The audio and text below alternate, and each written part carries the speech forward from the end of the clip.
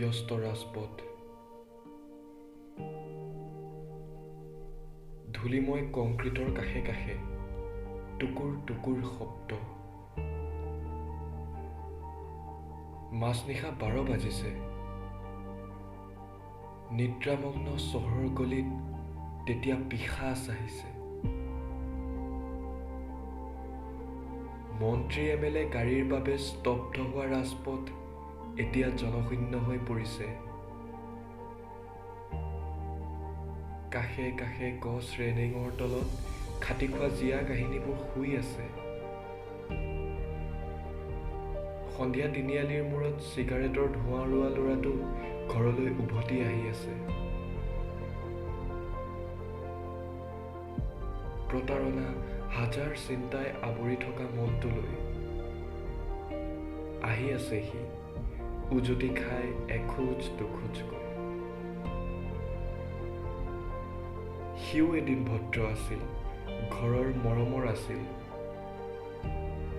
marksheet নামৰ ৰঙীন কাগজখনত তাৰো ভাল নম্বৰ আছিল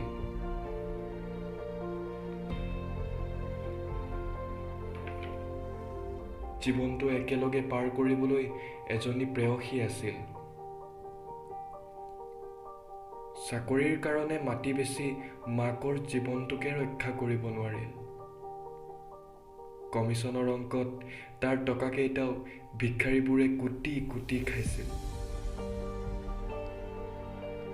উৱলি যোৱা জীৱনটোত প্ৰেয়সীও সংগ এৰিছিল জীৱন যুদ্ধত যুঁজি যুঁজি সি যেন ক্লান্ত তথাকথিত সমাজৰ সন্মুখত সি এটা অভদ্ৰ চান্দাৰ নামত টকা দিব পৰা নাই শুই থকা উঘৰীক নিজৰ কাপোৰ খুলি দান দিলেও সি বটাৰ যোগ্য হোৱা নাই এতিয়া আহি আছে সি ডাঙৰ অথচ হাৰি যোৱা মনটোলৈ